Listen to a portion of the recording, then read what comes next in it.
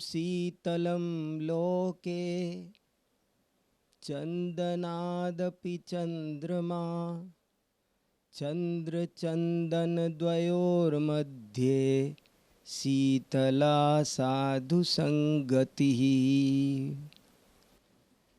आचार्य विमल सागर जी महाराज की स्मृति में मैं एक इस श्लोक को बहुत जोर देकर उद्धृत करना चाहता हूँ।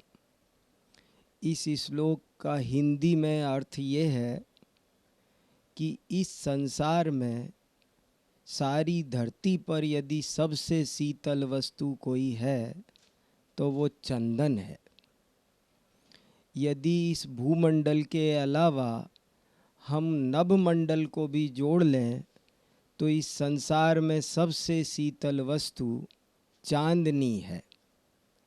लेकिन कवि कहना चाहता है कि पूरा भूमंडल और पूरा नभमंडल ही नहीं, बल्कि यदि हम पूरे विश्व को, जिसमें असंख्यात द्वीप, समुद्र, स्वर्ग, नरक, पूरे ब्रह्मांड को देखें तो उसमें यदि सबसे अधिक शीतल वस्तु कोई है तो वो साधुओं की संगति है।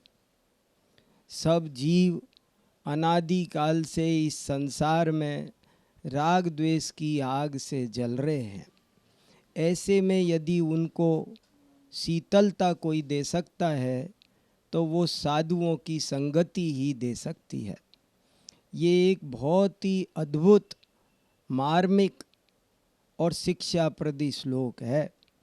इसे थोड़ा सावधानी से समझना आवश्यक है।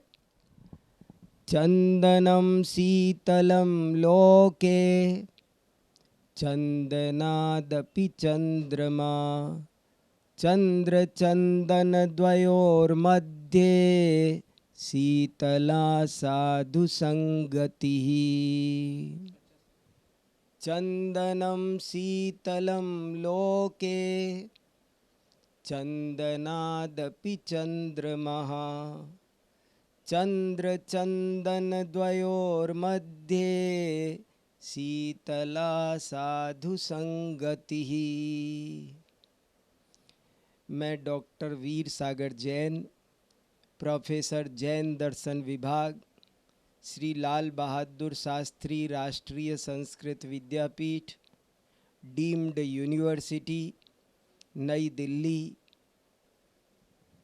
आज आप सबके समक्ष आचार्य विमल सागर जी महाराज की स्मृति में दो शब्द प्रस्तुत करना चाहता हूँ, क्योंकि मैं आचार्य विमल सागर जी महाराज से बहुत प्रभावित हूँ और बहुत प्रेरित हुआ हूँ, और मुझे उनके जीवन से और उनके उपदेश से अनेक शिक्षाएं प्राप्त हुई हैं।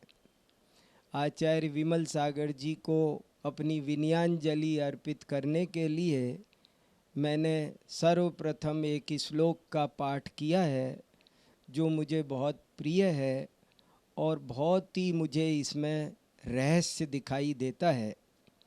इस श्लोक का हिंदी में अर्थ ये है कि इस सारी धरती पर सबसे शीतल वस्तु यदि कोई है तो चंदन है।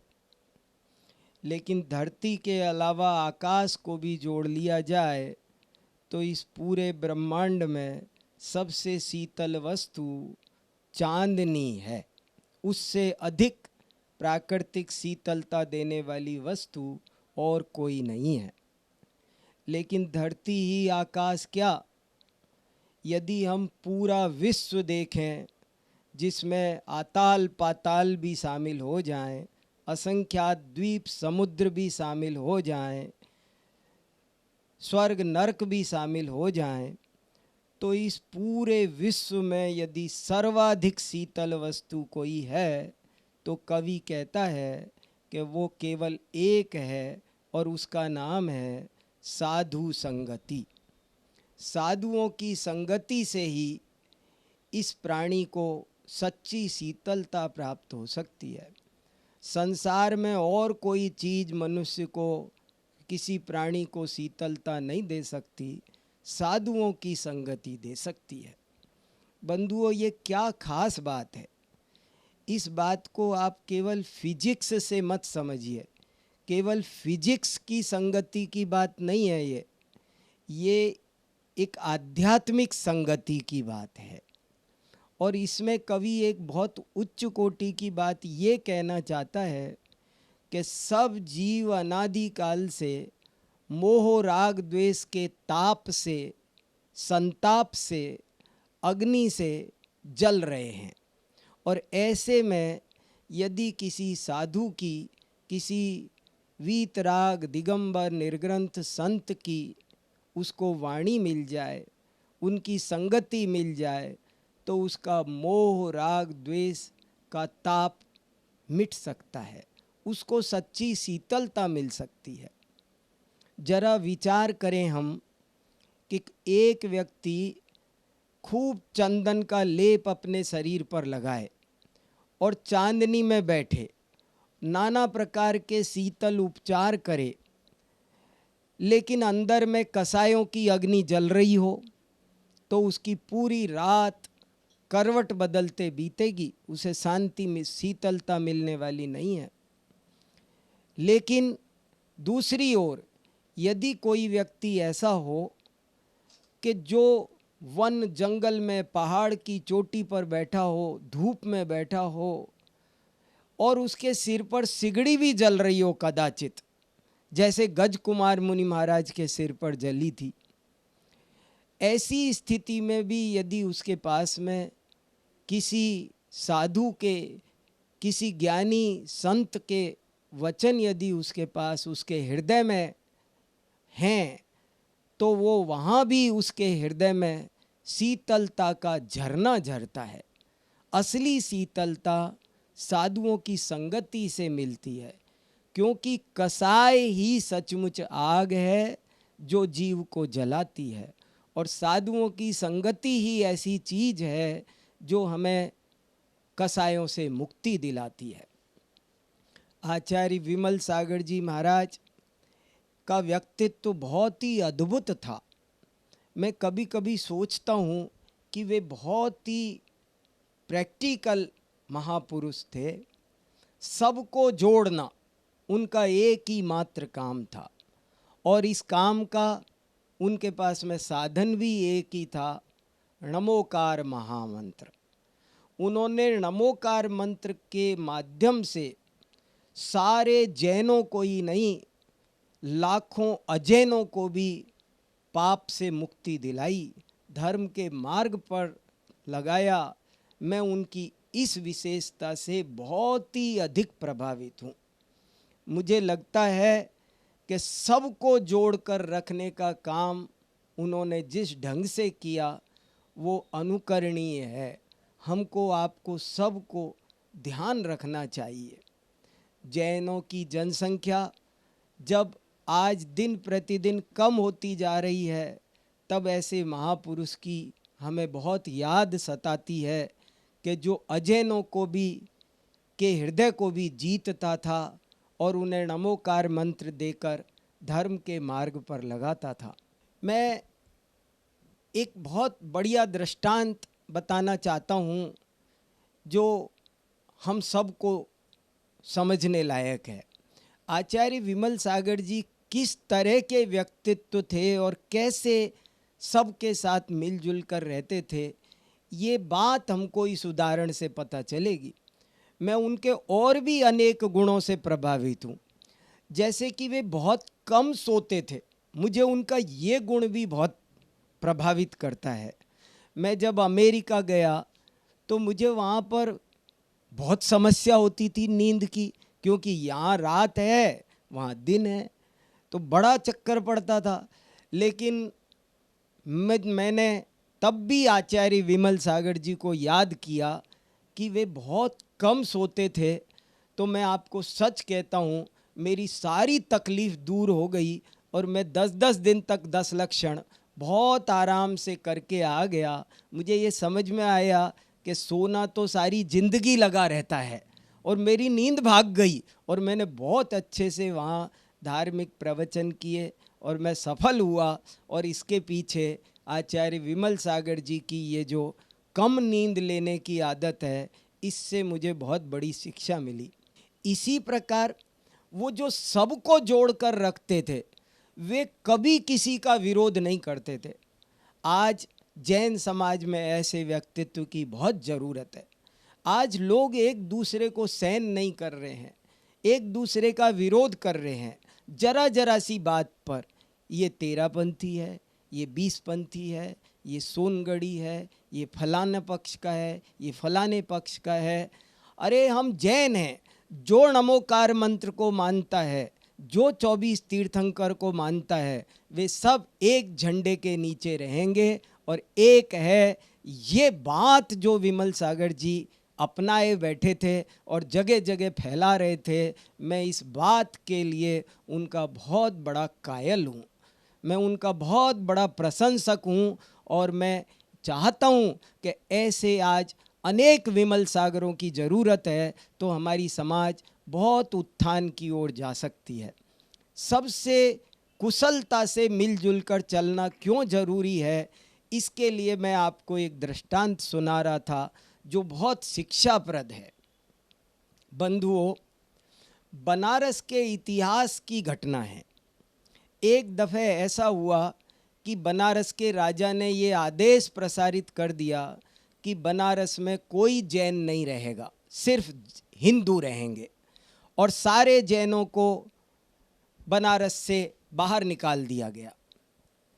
लेकिन एक जैन व्यक्ति ऐसा था जो सबके साथ बहुत मिलजुल कर रहता था, सबके सुख दुख में काम आता था, और इसलिए वो बनारस से बाहर नहीं निकाला गया, सबके साथ वहीं रह गया।